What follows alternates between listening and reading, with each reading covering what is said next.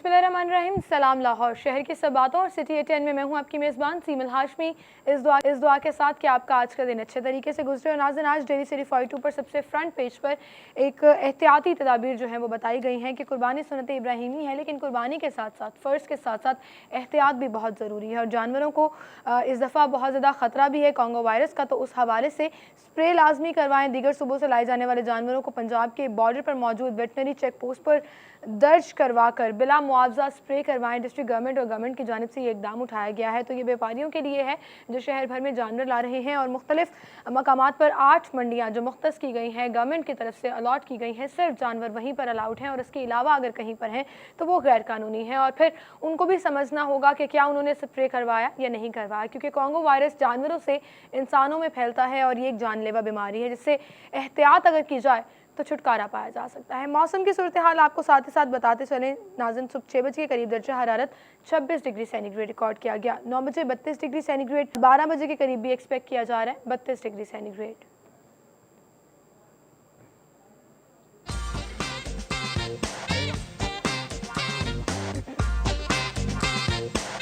तीन बजे के करीब 30 डिग्री सेंटीग्रेड, 6 बजे 30 और 9 बजे 32 डिग्री सेंटीग्रेड।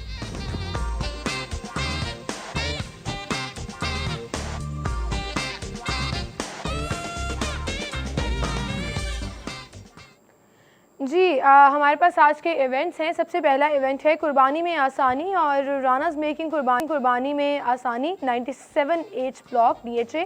यहाँ पर जो है वो मुख्तलिफ स्टेप्स के ज़रिए आपको बताया जाएगा कि किस तरह आप आसानी से कुर्बानी कर सकते हैं। पहला स्टेप, आप कॉल करके जानवर बुक कर सकते हैं, फिर कुर्बानी की जाएगी इस्लामिक तरीके से और उसके बाद वो स्टोर्स में जाएगा, आप कलेक्ट कर सकेंगे। तो एक पूरा तरीक़ेकार है कि अगर आप आसानी चाहते हैं, आपके पास टाइम नहीं है और किस तरह से आप मैनेज करना चाहते हैं, अच्छा जानवर ख़रीदना चाहते हैं, तो ये जो ऑर्गेनाइज़ किया गया है रानास की जानिब से एक मार्केटिंग पॉइंट ऑफ व्यू से डिफरेंट स्टेप्स हैं। इसको अगर आप अटेंड करना चाहें तो ज़रूर जा सकते हैं।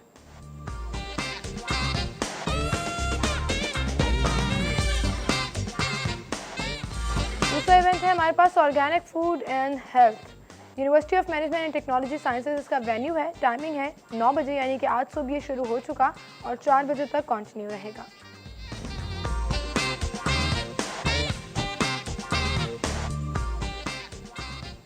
और अब टॉप स्टोरीज की तरफ चलेंगे। डेली सिटी 42 की आज की हमारी लीड स्टोरी, पानी का मयार जांचने के लिए जदीद लेबॉर्ट्री बनाई जाएगी। PC1 तैयार, 14 करोड़ 30 लाख रुपए लागत आएगी।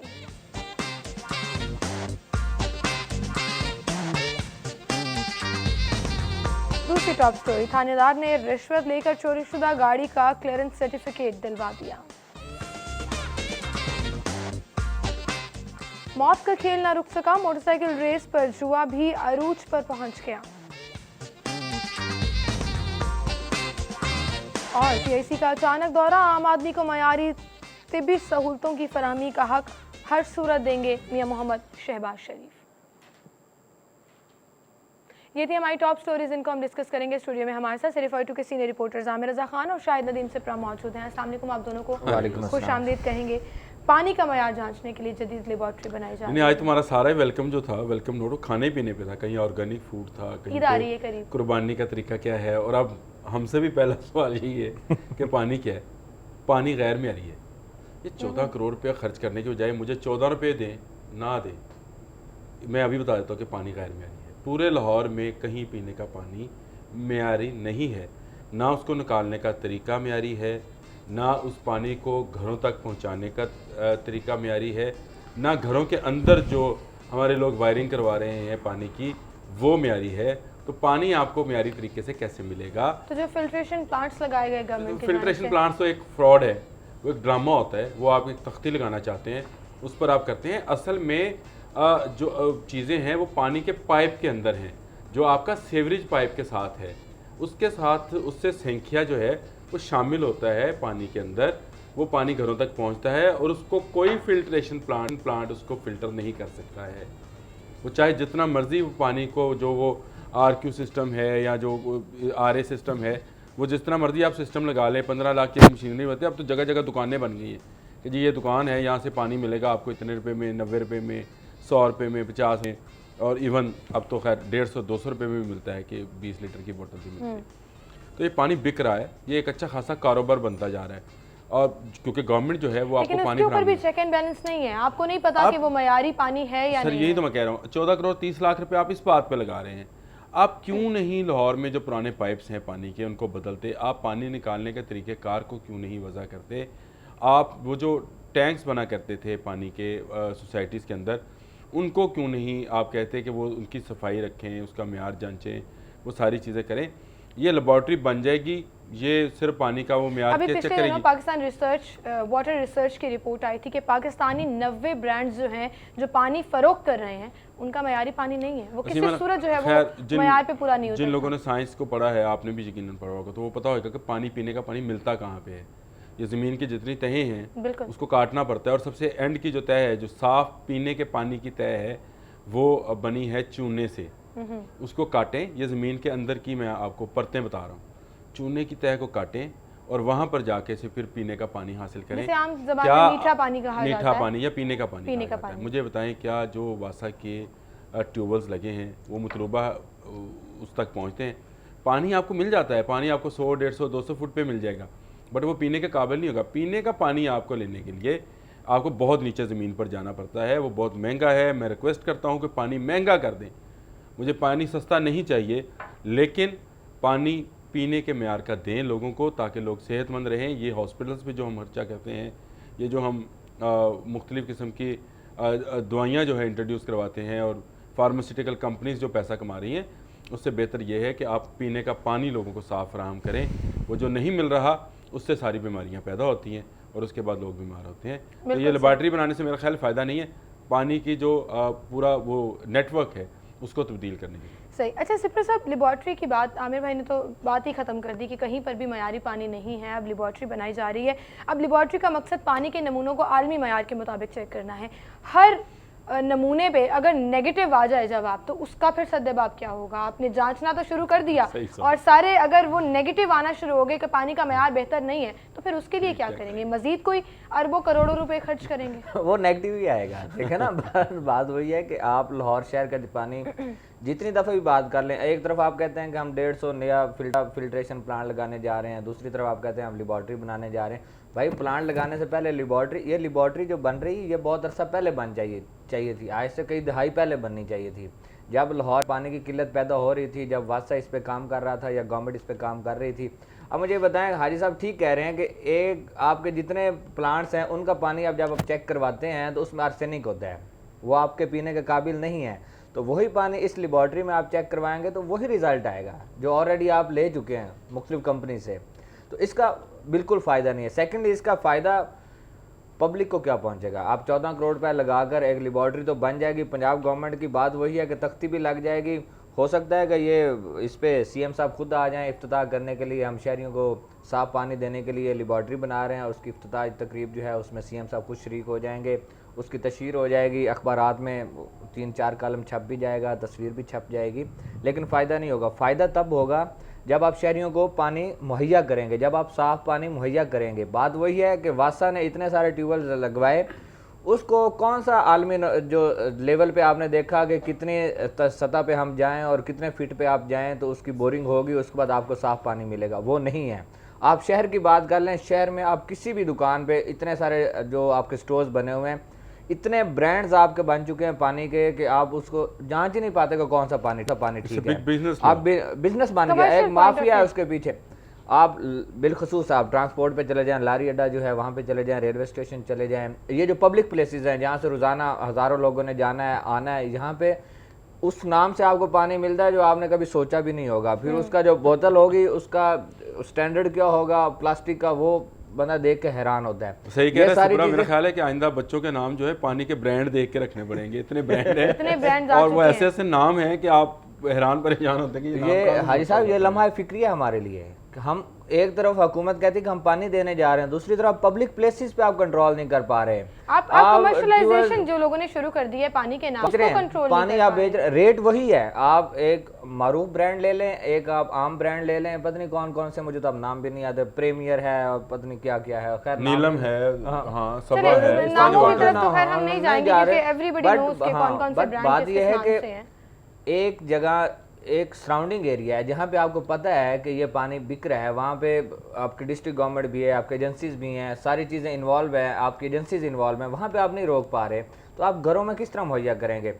एक तरफ आपका बिजली का इशू है, दूसरी तरफ आपके पास पानी नहीं है, लेबॉर्ट्री बना के क्या करना क्या चाह रहे हैं? ये होगा कि लेबॉर्ट्री आप चेक करवाएंगे, पूरे शहर के नमूने ले लें और नमूने लेने के बाद जो लेबॉर्ट्री टेस्ट आएगा 14 करोड़ रुपए लागत से जो लेबॉर्ट्री बनेगी, उसके बाद ये सामने आएगा कि लाहौर का पानी पीने के काबिल नहीं, लाहौर को किसी दूसरी जगह मुंतकिल किया जाए, या लाहौर के लिए पानी कहाँ से लाए? सिपरा लाहौर का पानी जो है मीठा पानी है, पीने के काबिल, लेकिन वो अब बोरिंग कौन करेगा? उसकी डिस्ट्रीब्यूशन जो है, एक उसकी बोरिंग, ये बिल्कुल आपने सही कहा, वो खराब है। उसकी वजह से ये जो आपकी कंपनीज हैं, फिर वो करोड़ों रुपए कहाँ से कमाएंगे? ये जो है ये बिल्कुल नेग्लिजेंस है और लोगों को डराया जाएगा कि ये पीने के काबिल नहीं है, लिहाजा आप मजबूर हैं, आप जाएंगे और वो ही 90 रुपये की, 150 रुपये की, 200 रुपये की बोतल खरीदेंगे और उसे पानी पियेंगे। दूसरा, मैं समझता हूँ कि लोगों की खुद भी लोगों को अकल आनी चाहिए। मीठा पानी है जिससे आप अपनी गाड़ियाँ धोते हैं, मीठा पानी है जिससे आप रोड को ख़राब भी कर रहे हैं और आप अपने घर को धोने के नाम पर उसको ज़ाया भी कर रहे हैं। तो खुदारा वो जो औरतें, जो ख़वातीन जो घरों में ये प्रोग्राम हमारा देखते हैं, उनको ये समझना चाहिए कि ये पानी के एक एक कतरे का हमें हिसाब देना होगा, पानी के इस्तेमाल को रोकना होगा, क्योंकि बेजा इस्तेमाल किया जाता है, कोई परवाह नहीं की जाती। और अगर आप रिपोर्ट को देख लें कि एनुअली जो है वो ज़ेरे ज़मीन पानी की सतह जो है वो गिरती जा रही है। सो खुदा ना खास्ता ऐसा वक्त ना आ जाए कि लाहौर में पानी की लोड प्लास्टिक बोतल का पानी तो जहर है, कराची की तरह पानी खरीदना पड़े यहाँ। प्लास्टिक बोतल का पानी तो जहर है, जहर। ये धूप में रखा होता है जनरल स्टोर्स के अंदर, और आप कहीं पढ़ लें कि ये कैंसर का सबसे बड़ा सबब बनता है। जो प्लास्टिक धूप में पड़ा और उसमें खाने पीने की चीज़ हो, गर्म चीज़ हो, हम कहते हैं शॉपिंग बैग में ना डालें, तो वो जो प्लास्टिक के पार्टिकल्स हैं वो शामिल हो जाते हैं। बिल्कुल सही। और ये सूरत हाल है और गवर्नमेंट को इसका जरूर नोटिस लेना चाहिए। हम मजीद खबरें भी डिस्कस करेंगे, एक छोटी सी ब्रेक लेते हैं नाज़रीन, यहाँ पर ब्रेक के बाद दोबारा हाजिर होंगे।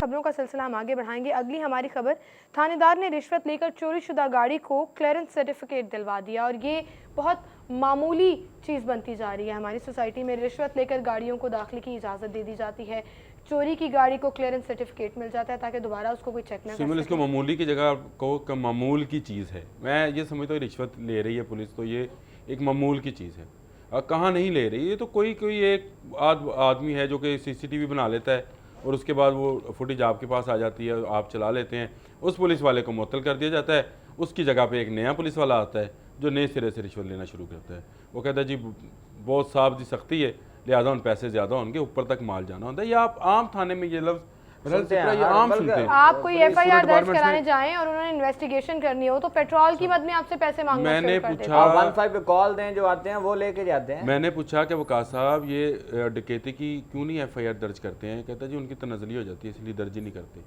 मैंने पूछा अपने क्राइम रिपोर्टर से कि मेरा खुद का पर्स जो है वो चोरी हुआ, मैंने अपनी दरख्वास्त दी कि जी मेरा पर्स निकाल लिया गया, मेरी जेब से जो भी वो जेब कतरा था उसने निकाल लिया मेरी अम्मी के जनाजे के ऊपर। मैं दरख्वास्त देने गया, पुलिस वाले ने कहा जी मैं जेब कतरे का नहीं जिक्र करूँगा, आप गुमशुदगी की रिपोर्ट दे दें। ये मैं अपनी ज़ात का बता रहा हूँ। ये तो सूरत हाल है, यहाँ पर पड़ जाएगा, मेहनत करनी पड़ेगी। आप ये फुटेज देखें कि किस तरह धड़ल्ले से वो रिश्वत के पैसे गिन रहा है गाड़ी के अंदर बैठकर, जैसे उसे कोई खुदा खौफी नहीं है।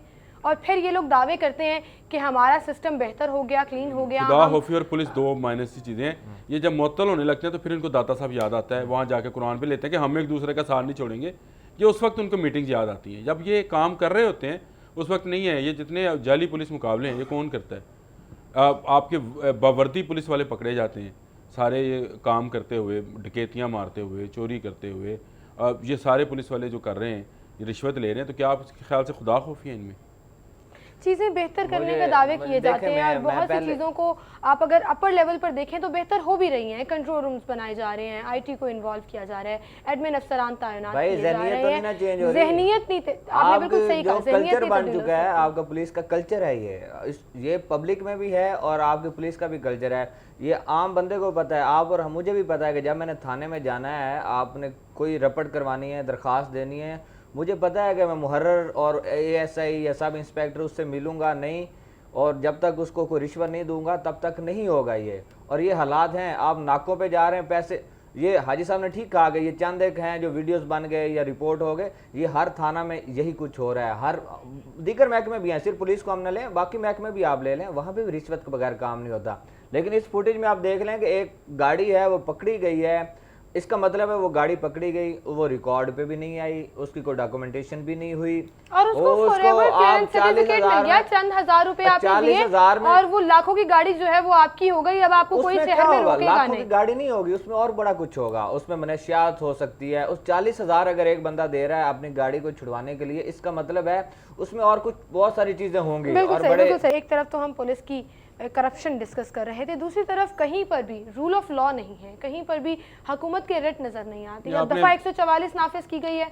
अच्छा सिमल, जगह इससे पहले सिर्फ ये जो फैक्ट्री का गिरना है, ये जो यूनिट था, एम्ब्रॉयडरी यूनिट है, इस स्टूडियो से 2 गुना लंबी मशीन होती जो लगती है, और उसके लिए क्या बिल्डिंग डिपार्टमेंट ने से अप्रूवल ली गई? वो बिल्डिंग बनी होगी, उस पर यूनिट लगा होगा, उसमें लोग काम कर रहे हैं। अभी बता रहे थे कि डेकोरेशन करके वो जो सीलिंग का काम करा के नाकिस छत जो है वो किराए पर दी हुई थी, वो किसी ने चेक नहीं किया होगा। हाँ, हमारे वज़ीर आला इंतजार करते हैं, हाज़मी आला इंतजार करते हैं कि कोई बड़ा हादसा हो फिर वो नोटिस लें। खुदारा ये बिल्डिंग के हालांकि अभी कुछ अर्सा पहले यहाँ पर क्रैकडाउन हुआ और तमाम बिल्डिंग्स को चेक करने की हदायत जारी की गई। जगह जगह कायम हो गए हैं। मैंने आपको बताया था, मेरे ख्याल पिछली नशिस्त में बताया था कि मैं पान लेने लगा हूँ तो पान वाले की दुकान का पिछला दरवाज़ा खुला तो अंदर यूनिट लगा हुआ था एम्ब्रॉयडरी का। ये कोई दूर की बात नहीं है, डुब्बनपुरा का इलाका है, मैं इलाके का नाम बता रहा हूँ। वहाँ पान की दुकान है, वहाँ से मैं पान वाली दुकान पर रुका हूँ तो दरवाज़ा पिछला खुला, मैंने कहा ये पीछे क्या है? कहता जी यूनिट लगा है एम्ब्रॉयडरी का। देखें ना, आप बात कर रहे थे कि इसको किसी ने चेक किया, चेक जरूर किया होगा, चेक करने लोग गए होंगे। उन चेक करने के बाद क्या हुआ वो आप भी समझ रहे हैं, मैं भी क्या समझ रहा हूँ कि जब उस पर कार्रवाई नहीं होगी, एक एरिया है जब उसकी बात आ गई ना, अगली खबर भी तो फिर उसी जुमरे में आ गई कि दफा 144 नाफिज है, लेकिन आपको शहर के मुख्तलिफ मकामात पर जानवर बिकते हुए नजर आएंगे। बहुत सारी शराहें हैं जहाँ पे नाफिज है और कोर्ट ऑर्डरों पे नाफिज है, आज तक वो इम्प्लीमेंट नहीं हो सका कि आप एहतजाज नहीं कर सकते, आप अहम शहराएं हैं। दिलचस्प सूरत हाल है इस वक्त पाकिस्तान मिंट के इलाके में कि 3 जो आपके टाउन हैं उनकी हदूद के अंदर वो बकरों वाले बेच रहे हैं मुख्तलिफ जगहों पे। अच्छा, वो टाउन वाले जो हैं वो अपने हदूद के तयन में लगे हुए हैं, वो कह रहे ये 2 बकरे उस हदूद में है, इसको मैं नहीं पकड़ूंगा, ये 2 बकरे ओ खुदारा। नहीं, कल मजेदार सूरत यार मैं बताता हूँ कि जब हमने चलाया कि शालामार टाउन में ये पाकिस्तान मिंट के सामने गैर कानूनी मवेशी मंडी लग गई है, लोगों ने जानवर बांध लिए हैं, तो उसको हमने कवर किया, उसको चलाया। उसके बाद टीएमए ने ऑपरेशन किया, टीएमए ने ऑपरेशन किया कि आगे 1 किलोमीटर के बाद आपका वाघा जो टीएमए उसकी बाउंड्री आ गई, उन्होंने अपने एरिया से निकाला और वाघा में उन जानवरों को भगा दिया, व्यापारियों को भगा दिया। अब वाघा वालों टीएमए शालामार का बयान के मेरे एरिया में अब नहीं है, ये वाघा की हदूद में है। जब वाघा की हदूद में जाएगा, वाघा से उधर से ऑपरेशन होगा। मेरे ख्याल से उनको तो फिर दाद देनी चाहिए कि एहसास जिम्मेदारी इतनी है कि एक लाइन का भी ख्याल रख रहे हैं कि इसके बाद जो है वो देखें, बात वो है क्या वो पाकिस्तान, क्या वो लाहौर का हिस्सा नहीं? अगर कार्रवाई करनी है, रात कंटोनमेंट बोर्ड ने कार्रवाई की है, 2 दिन से हाईलाइट हो रही थी कि गोल चक्कर पे उन्होंने जानवर बांधे हुए हैं और ऑफिसर्स कॉलोनी उसके सामने जानवर बांधे हुए हैं। रात कंटोनमेंट बोर्ड ने कार्रवाई की है, सारे जानवर जो वहां से पकड़े गए उन्होंने ट्रक में डाले हैं, अपने कब्जे में लिए हैं, व्यापारियों को वो साथ लेके गए। कार्रवाई होती है इस तरह, कार्रवाई इस तरह नहीं होती कि और अब आप देखिएगा कि ईद तक वहां पर आपको दोबारा व्यापारी या बकरे जो है वो फरोख्त होते हुए नजर नहीं आएंगे, नजर आएंगे, वहां नजर नहीं आएंगे, बट आप हर रोड पे नजर आएंगे।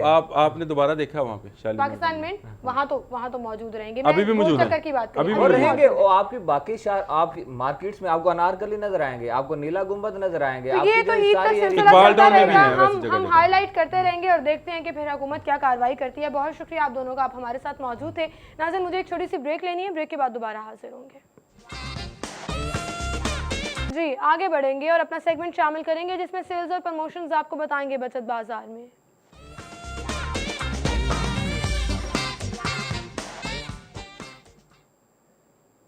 बचत बाजार में सबसे पहले लेवाइस है जी, 50% तक आपको लेवाइस पर ऑफ मिलेगा, जाके शॉपिंग करें और अपने आधे पैसे बचाएं।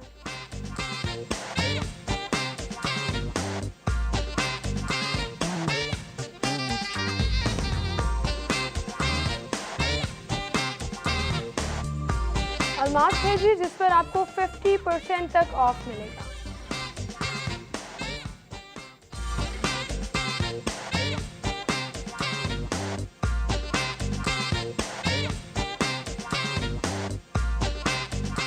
और अगर आपको मेरी वार्डरोब पसंद आ रही है तो आप सलीम फैब्रिक्स लिबर्टी मार्केट जा सकते हैं, वहाँ जाकर शॉपिंग करें। 15% तक डिस्काउंट आपको मिलेगा। हर ब्रांड के मुख्तलिफ स्टिच अनस्टिच कपड़े जो है वो वहाँ पर आपको मिलेंगे और बेइंतहा कलेक्शन है। ज़रूर जाएं और जाकर चेक करें। हाइपर स्टार अगर आप जा रहे हैं तो नेशनल केचप है जी 1 kg का और रिटेल प्राइस प्रमोशनल प्राइस 149, आप 51 रुपीज़ बचा सकते हैं।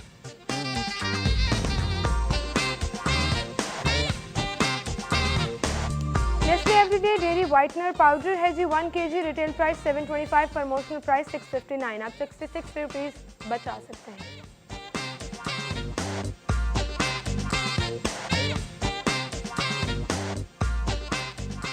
और इसी के साथ यहाँ एक ब्रेक लेंगे। ब्रेक के बाद आप अबूजर मौज़म से हेडलाइंस जानेंगे और इसके बाद प्रोग्राम में दोबारा हाजिर होंगे।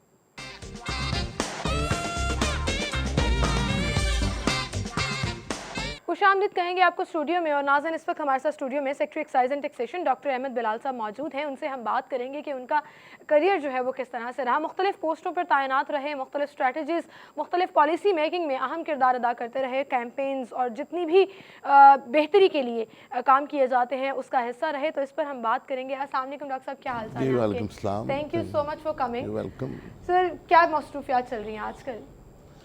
आजकल एक्साइज एंड टैक्सेशन है और हमारे डिपार्टमेंट का अब रिसेंटली नाम चेंज हो गया। It is now excise taxation and narcotics control. 18वीं तरमीम के बाद नारकोटिक्स कंट्रोल का जो किरदार है वो भी सूबों को मिल गया है, तो सूबाई हुकूमत ने हमारे महकमे का नाम भी बदल दिया है जी। तो पिछले दिनों तो बजट था, तो बजट की मसरूफियात थी। ये चूँकि एक महसूलात की वसूली का इदारा है, तो फिर बजट के ऊपर काफ़ी तफसीली हमारे मुज़ाकरात होते हैं। पंजाब में 3 महकमे हैं जो कि महसूलात वसूल करते हैं। बोर्ड ऑफ रेवेन्यू है और पंजाब रेवेन्यू अथॉरिटी है और एक्साइज एंड टैक्सेशन डिपार्टमेंट है। इन तीनों महकमों के ऊपर जो हेड करती हैं फॉर टैक्सेशन पर्पस वो हैं हमारी जो वज़ीर ख़ज़ाना है। तो उन्हीं के साथ हमारे मुज़ाकरात चलते रहे। इस साल का बजट बनाया गया और फिर पिछले साल की कारकर्दगी का जायज़ा लिया गया। तो उसके बाद फिर इस वक्त हम जो हमारे, जैसे आप कह लें, बजट के बाद का जो हमारा सेशन है, पोस्ट बजट पीरियड, उसमें अब हम एक तो रिव्यू कर रहे हैं अपने पिछले साल की कारकर्दगी। हमारे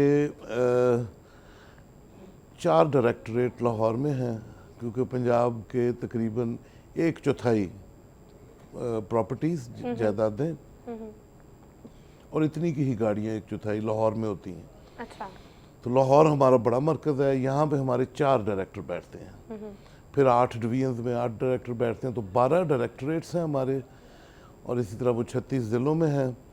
और उसके अलावा हमारे तकरीबन 200 के करीब जो दफातर है पूरे सूबे में, जिनको हम कहते हैं रेटिंग एरियाज़, जहाँ पे हम टैक्स लेते हैं। सही। तो काफ़ी बड़ी ये एक्सटेंशन है। इनकी कोऑर्डिनेशन, इनसे नए काम लेने, नए मंसूबे बनाने, उस अमल में शामिल, उस अमल में जो है वो मसरूफियात निकल रही हैं। लेकिन टैक्सेशन डिपार्टमेंट एक ऐसा डिपार्टमेंट है जहाँ पर आपको बहुत सोच विचार के बाद तमाम चीज़ें, तमाम स्ट्रेटजीज सेट भी करनी पड़ती हैं। और नो मैटर व्हाट, जो मर्जी पॉलिसी हो, क्रिटिसिज्म एकदम से सबसे पहला जो रिएक्शन है वो क्रिटिसिज्म की सूरत में सामने आता है। तो फिर उसको कैसे टैकल किया जाता है? उसमें ये है कि अगर जब ट्रांसपेरेंसी और अकाउंटेबिलिटी हो ना, तो और इंडिविजुअल डिस्क्रिशन ना हो, फिर टैक्स लोग देते हैं। लोगों को सबसे पहले ये पता हो कि हमारा जो टैक्स है वो जायज़ इस्तेमाल हो रहा है और हमारे ही काम आ रहा है, और लोगों को पता हो कि इसमें कोई खुर्द बुर्द नहीं है, फिर लोग टैक्स दे देते हैं। सही। और फिर उसके अलावा बाज़ औक़ात कोई जब हम नया टैक्स लगाते हैं तो फिर उसकी जो अफादियत है, उसकी जो वजह है, वो समझानी पड़ती है।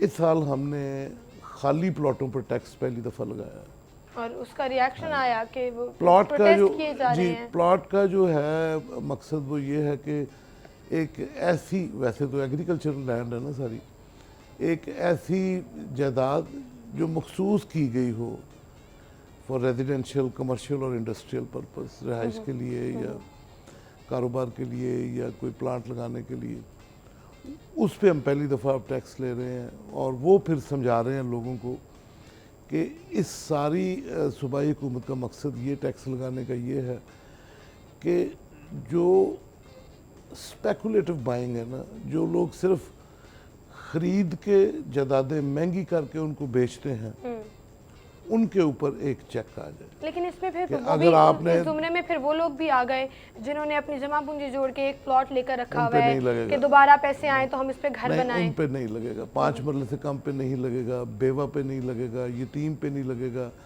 माजूर पे नहीं लगेगा। एक सरकारी मुलाजिम को एक घर की इजाज़त है। सो ये, और फिर लगेगा तब प्लॉट वाला टैक्स तब लगेगा अगर आपके पास कोई प्रॉपर्टी 2 साल से है, वहाँ पे सब सहूलतें मौजूद हैं और वो 5 मरले से बड़ी है, और फिर आपने उसके ऊपर कोई तामीर नहीं की, ताकि आपको जायदाद रिटेन करने का, रखने का, सिर्फ उसकी कीमत बढ़ाकर बेचने की शक्ल में उसके फिर आप गवर्नमेंट को पैसे देंगे। तो ये टैक्स बहुत मामूली तो सा फिर है। इसका डाटा मुरतब करना मुश्किल नहीं हो जाएगा? मैन पावर ज़्यादा चाहिए होगी क्या? उसके लिए क्या प्लानिंग की जा रही है?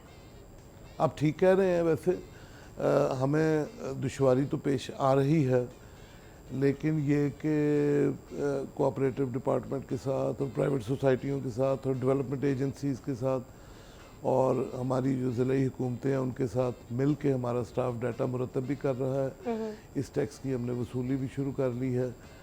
एक आपने बातों बातों में मसले की तरफ इशारा ज़रूर किया है कि हमारे महकमे में अमले की तादाद बहुत कम है, और आप ये और सोचिए फिर, और चूंकि अब एक और नई जिम्मेदारी भी आ गई नारकोटिक्स की, तो वो जो अमला जो एक्साइज और टैक्सेशन को देखता था, अब उसके जुमरे में ये काम भी आ जी जाए। मैं अर्ज़ करता हूँ, नारकोटिक्स एक नया शुबा है जिसको सूबाई महकमा जो है वो जिसके साथ डील करेगा।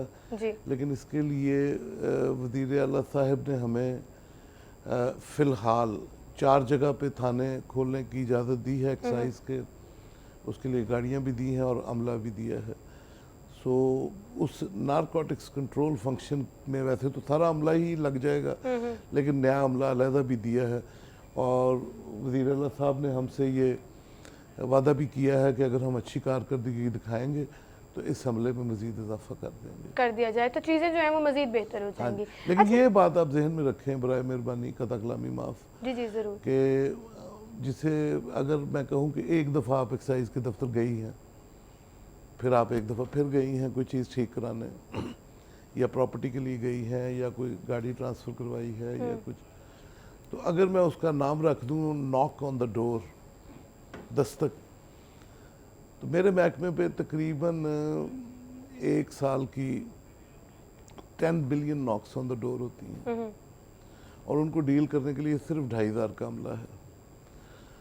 पिछले सालों में पाबंदी थी, इस साल वज़ीर आला पंजाब मियाँ शहबाज शरीफ साहब ने मेहरबानी करके हमारी अच्छी कारकर्दगी को देखते हुए हमें 500 का स्टाफ मज़ीद भर्ती करने की इजाज़त दी है। लेकिन उन्होंने साथ ये भी हुक्म इरशाद किया कि इनकी सिलेक्शन पब्लिक सर्विस कमीशन और ये जो प्राइवेट टेस्टिंग सर्विसेज हैं उनके थ्रू हो।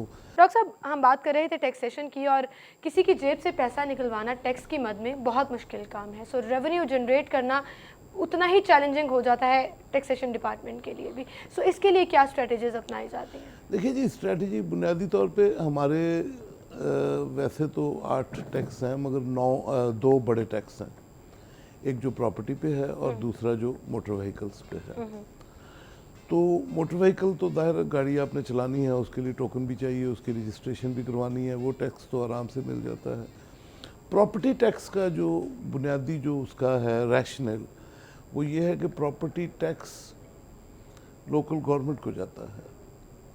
सो इस टैक्स में उसके जितने उसके हैं कुछ पैसे हम मखसूस करके अपनी सर्विस चार्जेस रख के उस इलाके की लोकल गवर्नमेंट को भिजवा देते हैं। तो इसमें ये आप जहन में रखिए कि लोकल गवर्नमेंट हमारी पार्टनर होती है, उसकी अपनी भी दिलचस्पी होती है कि ये सबसे बड़ी रेवेन्यू उनको भी जाना ये सबसे बड़ी आमदनी है जो उन्हें मिलती है, तो वो हमारे पार्टनर भी होते हैं। बाज़ औक़ात लोग जो हैं हमारे कवानीन के तहत बहुत सारे एरियाज़ में लोग मुकदमे में चले जाते हैं कि जी ये रेटिंग एरिया नहीं बनता।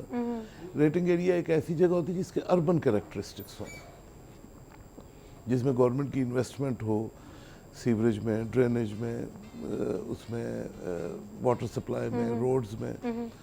तो वो सारे के ऊपर बाद लोग अदालतों में चले जाते हैं हमारे उसमें खिलाफ कि जी ये रेटिंग एरिया नहीं बनता, इसके कैरेक्टरिस्टिक्स अर्बन नहीं है, यहाँ पे गवर्नमेंट टैक्स वसूल ना करे। अच्छा। तो कई दफ़ा उनमें फिर लोकल गवर्नमेंट हमारी मदद करती है कि ये टैक्स हमें मिलना चाहिए वरना तो प्रॉपर्टी टैक्स बंद हो जाएगा। सही। तो लोगों के साथ हमारा जो कोऑर्डिनेशन के साथ मिलकर जो है it's a dialogue, it's an ever going dialogue. कोई आदमी हमारा अपीलेट स्ट्रक्चर भी होता है, फिर हम अदालतें भी हमें गाइड करती हैं और वो चलती रहती है। लोग जब टैक्सों पे एतराज़ होता है फिर वो ठीक भी होता है। कुछ ठीक भी होता है, कुछ जो है वो उनको फिर पे भी करना पड़ता है। अगर आप अदालत चले जाएं तो फिर वो मेरिट पर बात होती है। अच्छा, एक्साइज की अगर हम बात करें, जैसे आपने कहा कि गाड़ियों को रजिस्ट्रेशन कराना भी ज़रूरी है, टोकन टैक्स लगाना भी ज़रूरी है, और हम देखते हैं कि मुख्तलिफ क्रैकडाउन्स किए जाते हैं डिपार्टमेंट की जानिब से कि गाड़ियों को रोककर उनको चेक किया जाता है। ये कितने ड्यूरेशन के बाद जो है वो दोबारा एक्सरसाइज करने की ज़रूरत होती है? ये एक्सरसाइज ये तकरीबन हमारी सारा साल चलती है। अब इस वक्त जो महकमा एक्साइज है, आपको ये सुनकर खुशी होगी, सबसे ज़्यादा डिजिटलाइज्ड डिपार्टमेंट है। हमारे जो फंक्शंस हैं 90% से ज़्यादा डिजिटलाइज्ड है और व्हीकल्स का फंक्शन भी डिजिटलाइज्ड है और उसमें नई नई हम स्कीमें भी मुतारफ़ कराते रहते हैं। अब जो हमारे अमन आमा के हिसाब से सिक्योरिटी कंसर्न्स हैं, उस वजह से अब हम बहुत सख्ती कर रहे हैं कि गाड़ी बगैर नंबर प्लेट के ना चले, गाड़ी पे जाली नंबर प्लेट ना हो। उसके लिए नए कानून भी पास किए हैं।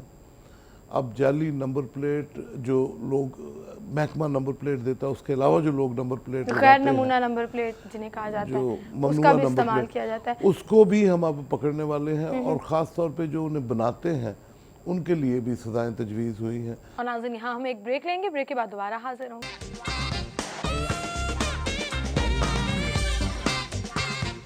गुफ्तगू का सिलसिला हम आगे बढ़ाएंगे। डॉक्टर अहमद बिलाल साहब हमारे साथ मौजूद हैं। डॉक्टर साहब, स्ट्रेटजीज़ की हम बात कर रहे थे और अभी रिसेंटली एक नई स्ट्रेटजी DVRS, जिसमें डीलर्स व्हीकल रजिस्ट्रेशन सिस्टम जो है वो मुतारिफ़ कराया जा रहा है, इससे क्या फ़ायदा होगा? देखिए, जो महसूलात की वसूली वाले महकमे हैं उनके बारे में वज़ीर आला मोहतरम शहबाज शरीफ साहब का जो विजन है, जो सोच है, वो ये है कि पेयर और टैक्स असेसमेंट अथॉरिटी के दरमियान जो राबता है, ह्यूमन इंटरफेस कम से कम कर दिया जाए। सही। तो डीलर व्हीकल रजिस्ट्रेशन सिस्टम से मुराद ये है कि वो जो मुस्तनद कंपनियां हैं जो मोटरसाइकिल और गाड़ियों की रजिस्ट्रेशन फ़रोख्त करती हैं, वो वहीं उनके कागजात भी दे सकें, कागजात को वेरीफाई भी कर सकें। उनसे हमने सिक्योरिटी भी ली हुई है, उनकी हम पिछली कारकर्दगी और रेपुटेशन भी देखते हैं और अगर वो उनको हम रजिस्टर कर लें फिर वो खुद कागजात दे सकती हैं। इस सिस्टम का एक तो फ़ायदा ये है, वो वेल रेप्यूटेड फर्म्स हैं, वो अच्छे तरीके से स्क्रूटनी भी करती हैं डॉक्यूमेंट्स की, और फिर ये कि जो क्लाइंट है, जनरल पब्लिक है, उनको भी बहुत सहूलत है, बहुत ज़्यादा। उनको हमारे दफ्तरों में नहीं जाना पड़ता और फिर हमारे दफ्तरों के ऊपर काम का ज़रा दबाव भी कम हो जाएगा। बिल्कुल सही। इस वक्त पंजाब में तकरीबन 14 मिलियन गाड़ियां हैं और तकरीबन 1/10वां हिस्सा 1.4 मिलियन साल के साल रजिस्टर होती हैं और बुनियादी तौर पे तकरीबन आप समझें कि 12,60,000 के करीब मोटरसाइकिलें रजिस्टर होती हैं। तो इसके तहत मोटरसाइकिलें भी रजिस्टर हो सकेंगी? उनकी भी बड़ी कंपनियां हमारे पास आई हैं। कुछ कंपनियां रजिस्टर हो चुकी हैं, उन्होंने काम शुरू कर दिए, 50 के करीब कंपनियों ने हमारे पास कागजात जमा कराए हैं, जिनकी इस वक्त पड़ताल हो रही है। और वज़ीर आला साहब का ये भी हुक्म था कि साउथ में ऑफ पंजाब में भी ये शुरू किया जाए। तो हमारे पास मुल्तान और बालपुर और फैसलाबाद की कंपनियां भी आई हैं। अच्छा अच्छा। तो ये अनकरीब पूरे सूबे में शुरू हो जाएगा। इसमें एक चीज़ मैं आपके गोशगुजार करना ज़रूरी समझता हूँ, वो ये है कि पहली दफ़ा पूरे पंजाब की गाड़ियों का जो डाटा है वो सेंट्रलाइज हो चुका है। हो चुका है। That's interesting. इसका मतलब ये कि आप राजनपुर में बैठ के देख सकती हैं कि ये गाड़ी कहाँ रजिस्टर हुई थी, कहाँ से आई थी। सही। और उसका फिर ये अब फ़ायदा है कि अब हमें इस काम में DVRS में भी अब हमारे पास सहूलत है कि हम ये स्कीम जगह जगह शुरू कर सकें। ठीक। अच्छा, एक इसमें आपका हमें ऑनलाइन जी जी इसमें हमें इसकी जो जिसे कहते हैं एक बड़ा फंक्शन करके, ताकि आवाम को ये ज़्यादा मुतारफ़ हो सके, वज़ीर आला साहब से हमने रिक्वेस्ट की है कि इसका इफ्तिताह कर दें, तो जो ही वक्त मिलेगा हो जाएगा। सही। अच्छा, ट्रांसफ़र के लिए जो फ़ीस रखी गई है, अक्सर लोग इस चीज़ को अवॉइड कर देते हैं, गाड़ियाँ बेचते हैं, वो ट्रांसफ़र नहीं करते या फ़ी पे नहीं करते। फिर उनके लिए क्या स्ट्रेटजी बनाई जा रही है कि गाड़ी अगर किसी और ने ख़रीद ली और आप देखना चाह रहे हो कि वो गाड़ी किसके नाम पे, तो वो पता लगता है कि वो पुराने उसी मालिक के नाम पर जो है वो चली आ रही है। देखिए, ये इसको हम डिस्करेज कर रहे हैं, इसको हम इसके ख़िलाफ़ कार्रवाई कर रहे हैं, और वो जो ओपन लेटर्स हैं उनको हम करीब बंद करने वाले हैं, ताकि गाड़ी ट्रांसफ़र होके ही जा सके। इसके अलावा इस साल के ख़ात्मे से पहले पहले एक नई स्कीम हम इंट्रोड्यूस कर रहे हैं, जिसका मकसद है कि ओनर बेस्ड नंबर्स, कि जो नंबर होगा गाड़ी का, वो गाड़ी का नहीं होगा, वो आपका ऑनर का होगा, वो आपका होगा, आपके शनाख्ती कार्ड पे होगा। और अगर आप एक फर्म है, बिजनेस एंटिटी है, तो आपके NTN नंबर पे होगा। सही। तो फिर जब आप अपनी गाड़ी फ़रोख्त करेंगी या मोटरसाइकिल, तो वो आप अपना नंबर रिटेन करके अगले को दे देंगी, आप अगली गाड़ी पे लगा लेंगी। तो वो एक निज़ाम हम नंबर कर जो रहे है हैं। वो फिर वो शख्स के साथ मंसूब होगा, वो शख्सियत के फिर साथ। कोई उसके ऊपर लाइबिलिटी आ गई, कोई टैक्स आपने नहीं दिया, कोई जुर्माना वो नहीं डायरेक्ट दिया, जो है वो मालिक तक या पहुंचेगा। खुदा न खास्ता कोई क्राइम उस नंबर पे कमिट हुआ है, तो वो हमें इमीडिएटली पता है ये कौन सी फर्म है या कौन सा इंडिविजुअल है। तो ये हमारी इस साल के एंड तक हम शुरू कर लेंगे। ठीक। एक ये हमारी स्कीम और ये जो यूनिवर्सल नंबर प्लेट्स हैं, ये अभी भी सड़क पर बहुत सी गाड़ियाँ ऐसी नज़र आती हैं जिन्होंने गैर नमूना नंबर प्लेट, बल्कि अब तो मैन्युफैक्चरर्स ने बिल्कुल डिज़ाइन कॉपी करके वो प्लास्टिक की और बड़ी स्टाइलो सी किस्म की एक साइज़ की नंबर प्लेट की कॉपी की हुई है। उसमें जो वज़ीर आला का जो प्रोजेक्ट है ना, सेफ सिटी, उस प्रोजेक्ट के तहत कोई और नंबर प्लेट चल नहीं सकेगी बदकिस्मती से, कि हमारे कैमरास लगे होंगे, वो कैमरा नंबर प्लेट पड़ेगा, और वो नंबर प्लेट फिर चूंकि सेंट्रलाइज डाटा है, हम तो किसी वो पता भी लग जाएगा कि वो किसकी गाड़ी हम है किसी और भी एड्रेस कानून क्या है। नाफिज करने वाले इदारे को या किसी भी खुफिया इदारे को ये बता सकेंगे कि ये गाड़ी किसकी है। उसके लिए हमें नंबर प्लेट वो चाहिए जिनको कैमरा पढ़ सके, तो वो तो वही गवर्नमेंट की नंबर प्लेट होगी, और वो जो है वो सिलसिला अभी आप लेकिन मैं आपके ये गोशगुजार करना चाहता हूँ कि जो हमारे वज़ीर हैं एक्साइज, टैक्सेशन एंड नारकोटिक्स के, मियाँ मुजतबा शुजार रहमान, उन्होंने कुछ दिन पहले एक बड़ी प्रेस कॉन्फ्रेंस की थी, आपके नुमाइंदे भी वहाँ पे थे, जिसमें उन्होंने नंबर प्लेटों के मौजू पे काफ़ी और DVRS के ऊपर काफ़ी मुफस्सल ख्यालात का इज़हार किया। बिल्कुल सही। बहुत शुक्रिया सेक्रेटरी साहब, आप तशरीफ़ लाए। और ये वो प्रोजेक्ट्स हैं जो हम देखते हैं कि डेवलप्ड कंट्रीज़ में जो है वो अडॉप्ट किए गए हैं, और हम आहिस्ता आहिस्ता जो है वो तरक्की के मनाज़िल तय कर रहे हैं। एंड आई होप कि आपको आसानी रहे ये तमाम प्रोजेक्ट्स और ये तमाम स्ट्रेटजीज़ जो है वो एग्जीक्यूट करने में। बहुत शुक्रिया आपका, आप तशरीफ़ लाए। सबसे जो अहम एक प्रोजेक्ट है वो मैं आपको बता दूं कि हम पूरे पंजाब की तमाम प्रॉपर्टियों को स्कैन करने जा रहे हैं। 6 बड़े शहरों में हम कर चुके हैं। अच्छा, that's interesting, and I probably think की this is a huge thing. और वो GIS बेस्ड है कि हम मैप पे क्लिक करके हमें पता चल जाता है प्रॉपर्टी का मालिक कौन है, इसका एरिया कौन है। ये हमने अर्बन यूनिट से, फिर उससे आपको टैक्स कलेक्शन में भी आसानी रहेगी और उतनी मैन पावर भी जो है वो इस्तेमाल नहीं करनी पड़ेगी। बहुत शुक्रिया आपका, आप तशरीफ लाए। नाज़रीन, हम यहाँ पर एक ब्रेक लेते हैं, ब्रेक के बाद दोबारा हाजिर होंगे। वेलकम बैक नाज़रीन, और अब हम अपना सेगमेंट शामिल करेंगे मेरा शहर लाहौर।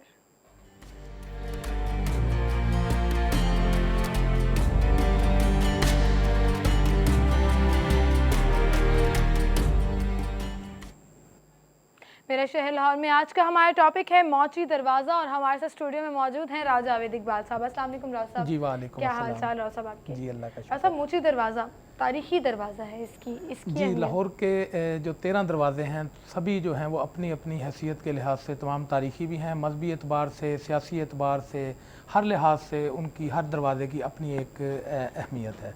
इसी तरह से मोची दरवाज़ा भी लाहौर के 13 दरवाज़ों में से एक अपनी एक मुनफरद और ख़ास जो तारीखी, सियासी, समाजी हर लिहाज से एक हैसियत जो है तारीखी हैसियत का हामिल है। बिल्कुल सही।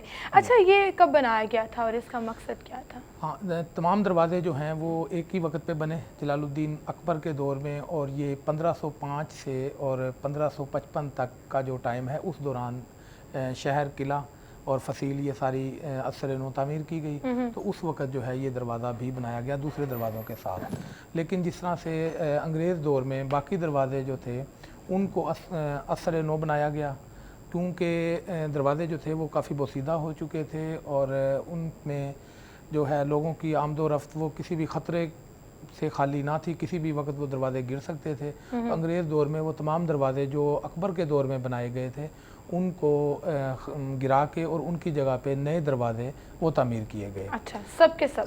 सब के सब, सिवाय जो है एक दरवाज़ा जो ओरिजिनल हालत में है अपना, वो रोशनाई दरवाज़ा है जो किले के साथ है। उसके अलावा तमाम दरवाज़े दोबारा बने।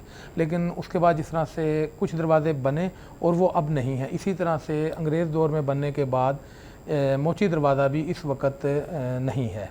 यानी दरवाजे का नाम तो मोची दरवाज़ा है उस जगह का, लेकिन ओरिजिनल जो दरवाजे की जो बिल्डिंग है वो मौजूद नहीं है, वो ख़त्म हो गई, वो तोड़ फोड़ थी। जी वो ख़त्म हो गई मुख्तलिफ़ औकात में। और कुछ ऐसे भी दरवाजे थे जो अंग्रेज़ दौर में बनाने का प्लान तो था लेकिन वो नहीं बन सके। लेकिन अब प्रोग्राम है वर्ल्ड सिटी अथॉरिटी लाहौर के तहत कि वो दरवाजे जो अब नहीं हैं उनको उसी तर्ज पे दोबारा से तामीर किया जाए। सही। तो इसका नाम मोची दरवाज़ा क्यों पड़ा? मोची दरवाज़ा इसका नाम इस तरह से है कि असल इसका नाम जो है वो मोती दरवाज़ा है। मोची जो है वो मोती की बिगड़ी हुई शक्ल है। तो मोती राम जो थे वो इस दरवाज़े के निगहबान थे और उन्होंने एक अरसा तक जो है वो इस दरवाज़े की हिफाजत पे वो मामूर रहे। तो इस वजह से इस दरवाज़े का नाम उनके नाम से मोती दरवाज़ा था। लेकिन वक्त के साथ साथ मोती जो है वो बिगड़ के और मोची मशहूर हो गया और अब तक ये मोची दरवाज़ा ही कहलाता है। तो इसका ये है कि जिस तरह से हर दरवाज़े की अपनी एक अहमियत थी, कोई शाही गुज़रगाह के लिए मशहूर था, जिस तरह से दिल्ली दरवाज़ा, बाटी दरवाज़ा जो था वो शाही जो फ़तह के जुलूस उससे गुज़रते थे। इसी तरह से जो मोची दरवाज़ा जो मोती दरवाज़ा है ये ख़ास इस वजह से कि जो सियासी जलसे जुलूस होते थे पाकिस्तान बनने से पहले भी वो मोची दरवाज़े के बाहर होते थे। अच्छा। और पाकिस्तान बनने के बाद भी उसी निस्बत से जो एक पूरे मुल्क के या लाहौर के जो तारीखी अहमियत के हामिल जो जलसे थे वो यहाँ होते थे। बिल्कुल सही, बिल्कुल सही। बहुत शुक्रिया राव साहब, आप हमारे साथ मौजूद थे। टाइम हमारा इतनी जल्दी खत्म हो गया, वरना मैं आपसे ज़रूर इस पर और किस्से कहानियां अंदर तो अभी गए नहीं अभी, लेकिन इसको हम कंटिन्यू करेंगे। हम दोबारा जो है वो इस पर बात ज़रूर करेंगे ताकि डिटेल में बात हो सके। टाइम खत्म हो गया नाज़रीन, आपसे इजाज़त चाहेंगे। इंशाल्लाह कल सेम टाइम पर फिर से मुलाकात होगी। अपना बहुत सा ख्याल रखिएगा। अल्लाह हाफिज़।